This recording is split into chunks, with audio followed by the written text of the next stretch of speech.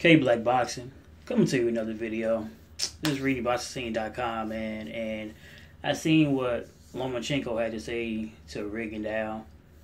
He's basically saying that he was on ES News, man, and through translations, I'm gonna paraphrase. He's basically told Rigondeaux that he'd be willing to fight him if he basically put up all his money, and Lomachenko would put up all his money and put it in one pot, and basically the winner takes all.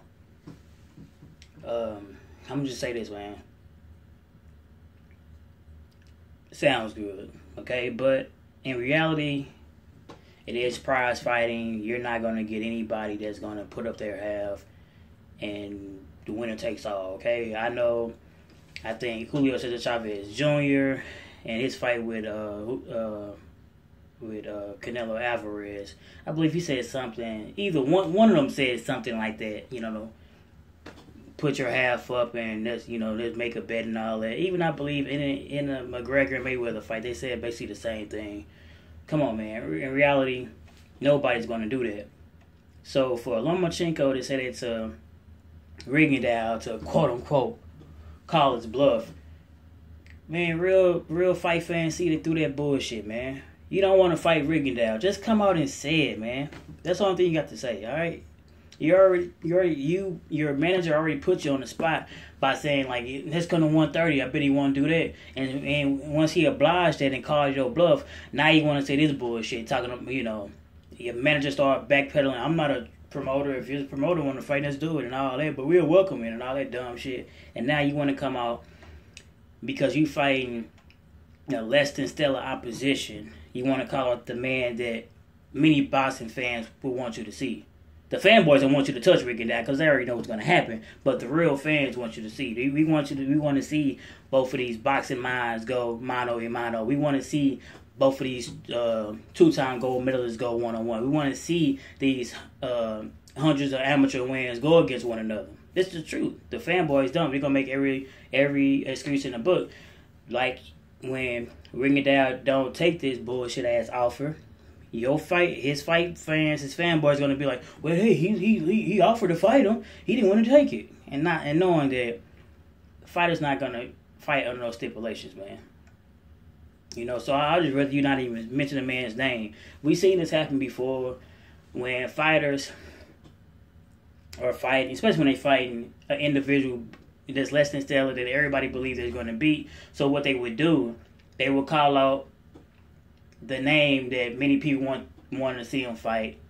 They would call him all like, well, like Lomachenko's doing Rigondeaux now. He said that, in an article last week or whatever that he said he want to fight him in the fall. Now he putting this out. So evidently just using the man's name to try to promote his fight with Mariaga, but it's not going to work. Like I said, the real fight fans see right through the bullshit. We've seen fighters do this many, many times. Look, we as fans have seen basically like the biggest scam of using each other's names ever in the Pacquiao and Mayweather fight, okay?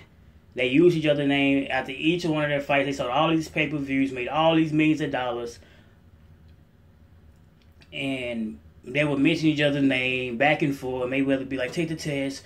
Floyd Mayweather, Manny Pacquiao, like, yeah, well, I'll fight him if you want to fight. They just went back and forth with the bullshit, saying each other's names. They ran through the mud until they couldn't run no more. And then they finally fought each other after all of that bullshit, made all this damn money, and you seen what happened, okay? So this is nothing new. So you're not pulling the wool over my eyes, Lomachenko. You don't want to fight Rigondeaux. That's cool. Evidently, you see something in him that might cause you, problems. You see him as a real big threat. Even if he come up 2 weight classes, you still see that man as a threat. And to be honest, even if he did oblige that and say, okay, let's do this, winners take all, I guarantee you still wouldn't do it. Why? Because you would start thinking like, damn, this motherfucker willing to fight me, and he putting all his money on the line, he really must think he can beat me. So I call it bullshit. It's not going to happen. In this case, I ain't going to talk no more bullshit about it, man. Y'all already know how I feel about Lomachenko, man. Rigondeaux, like, I'm going to say this about Rigondeaux, though. You heard fighters say they was getting avoided and ducked. Many fighters have come and kind of faced certain scenarios like that. You know, recent memory, I remember when Keith Thurman was going through his up-and-coming stage, knocking a lot of people out, and he believed people was ducking him. And many of the top names were. They really want to get in there with Keith Thurman, especially when he's fighting like that. Now he's more relaxed, so they might be willing to get in there now. But back then, he was a wild man, and he was knocking motherfuckers out. They didn't want to get in there with Keith Thurman, man. They try to say the same thing with Gennady Golovkin, even Lomachenko, and as well as Errol Spence, you know. But those guys still was getting some type of fights every year, you know. Even if they have to fight less, it's still opposites. They were still getting some type of fight. You know, they would say Golovkin, nobody want to fight him, but he still was fighting 3 to 4 times a year. Dude, Guillermo Rigondeaux, he would be lucky if he can get in there 1 time a year. Okay? If that. We have seen his career stall ever since he beat Donaire.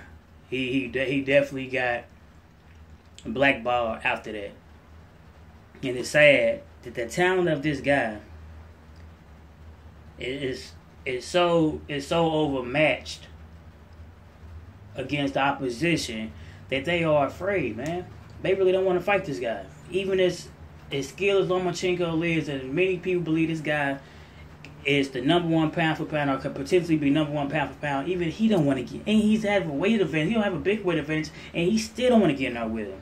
We seen guys like Morales, Santa Cruz, Frampton, Quigg. These guys escaped the division from this guy. Escaped it, man. They ran from this guy. He truly is the boogeyman. This little bitty frail 122-pound fighter, I mean, he really is a 122-pound fighter. He might be 121 at the weigh-in and maybe be 120, rehydrate to 124 on fight day, maybe. So if he was to go to 130, he ain't going to be number about 124, 125 anyway. He's not going to be that big. So Lomachenko definitely going to have a 10 to 15-pound weight advantage over him, easy. But even with all that, man, you know, that's why I put that guy in my top 5. Not even though he is very, very talented. Not even because of his talent, though. But because he is the most avoided fighter. There's no way that a fighter like that he can be in my top 5, because there's no way he can't. He has to be. Because we seen Rigondeaux truly get ducked, dodged, and due to politics, they allowed the bullshit to happen, man. And fight a lot of these fucking fanboys, a lot of shit to happen, and say this shit, you know. But this is a big disgrace, man. A guy like Rigondeaux, he's 36 years of age, I believe.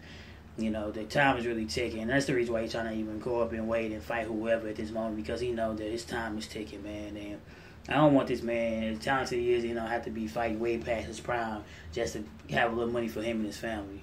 Just because all these motherfuckers ducked him. Because if he was able to fight some of the guys I just mentioned, he'd be okay. Even if, and you know, he started late, so he's never going to be one of those guys going to have 30, 40 fights anyway. All right? I think he got, 18 fights now? So he got some, he maybe got, because fighting Flores, you know, I thought maybe a little bit of rush was going to show, but did nothing show. Flores couldn't even land one punch on this guy, man. He was standing right in front. He didn't run. He literally had his foot planted standing right in front of Flores, and he slipped, caught, dodged, parried every punch that was thrown his way, man. And Flores was throwing this with every punch with his little heart, and he couldn't even land on the guy. So he's a very, very dangerous opponent. You know, he's a counter puncher. He got his slickness, his feet movement, his head movement. He's definitely all around one of the most polished fighters I've ever seen in my life, man. And it's K Black Boxing. I'm signing off. Like, comment, subscribe.